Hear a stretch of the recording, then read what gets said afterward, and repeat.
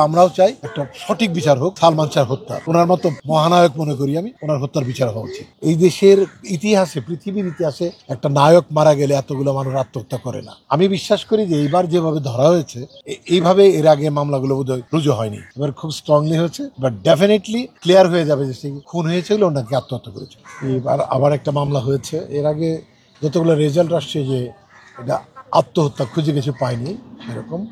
তো আবার নতুন করে যে মামলাটা শুরু হয়েছে, আমি বিশ্বাস করি যে সঠিক তদন্তের সঠিক রেজাল্ট বাড়িয়ে আসবে এবং এই যদি খুন হয়ে থাকে তার বিচার হবে।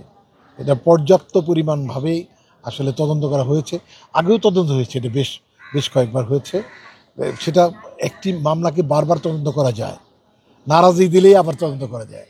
একবার সিআইডি করবে, একবার পিবিআই করবে, একবার র্যাব করবে, একবার ডিবি করবে, একবার থানা করতেই পারবে।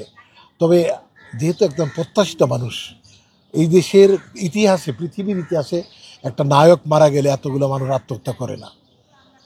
তার পরিবারে কেউ কিন্তু আত্মহত্যা করেনি, সব তার ভালোবাসার মানুষগুলো সালমানের ভাইয়ের জন্য আত্মহত্যা করেছে। আর কোনো স্টারের বেলা আমাদের দেশে হয়নি।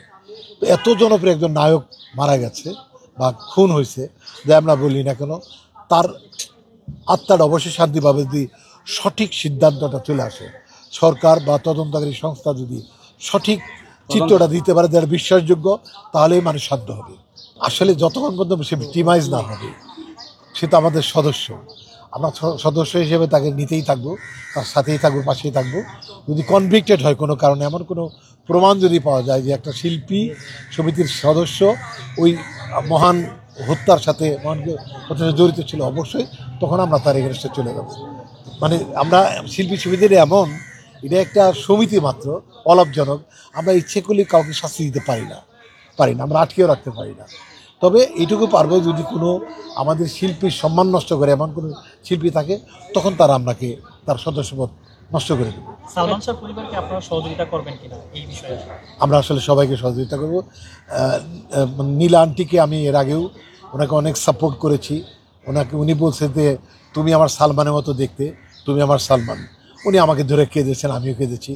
অনেক অনেক অনেক কান্নাই করেছিলাম আমি সেদিন। অনেক কষ্ট লেগেছে। একদম সন্তানহারা মা সবসময় ঠিক কথা বলবে তাও কিন্তু না, অনেক সময় ইমোশনালি উল্টাপাল্টাও বললেও সে কিন্তু মা। তো তার আত্মার শান্তির জন্য আসলে সরকার ক্লিন একটা সমাধান দিক, সেটা প্রত্যাশা শিল্পী সমিতির পক্ষ থেকে আমার। এটা আসলে শোনা যায় যে মানে ডন, কয়েকজনের নাম শোনা গেছে। আমাদের ডন অভিনেতা ডন না, এর পিছনে একটা ডন আছে যার সাথে তার হাতাহাতি হয়েছে। বিভিন্ন চিত্র দেখি আমরা, পাওয়া যায়। তবে এটা কিন্তু তদন্তে লাগবে আলটিমেটলি, তার সম্পৃক্ততা, তার স্বীকারোক্তিমূলক জবানবন্দি যদি কেউ দেয়, এটা তাহলে লাগবে। আমি বিশ্বাস করি যে এইবার যেভাবে ধরা হয়েছে এইভাবে এর আগে মামলাগুলো বোধহয় রুজু হয়নি, এবার খুব স্ট্রংলি হয়েছে। এবার ডেফিনেটলি ক্লিয়ার হয়ে যাবে যে সে খুন হয়েছিল, ওনাকে আত্মহত্যা করেছিল। আসলে পুলিশকে টাকা দেওয়া হচ্ছে এটা নিয়ে আমি কথা নাই বলি, কারণ এর কোনো প্রমাণ নাই। টাকা কেন দিবে? উনি ওনার সন্তান হারিয়েছেন, কেন দিবেন? কিন্তু আমি বলছি না, উনি একজন মা সন্তান হারিয়েছে, তার কথা ডিসব্যালেন্স হতেই পারে। আর মানে এখানে পুলিশের কিছু করে নাই, তদন্ত কর্মকর্তার আসলে কাজটা, তদন্ত এবং আদালত এরাই দেখবে। ইনশাআল্লাহ আমরা দেখি কি হয় পরবর্তী বিচার, সে পর্যন্ত অপেক্ষা করি। তবে আমরাও চাই একটা সঠিক বিচার হোক সালমান শাহ হত্যা। ওনার মতো প্রিয় নায়ক, মহানায়ক মনে করি আমি, ওনার হত্যার বিচার হওয়া উচিত।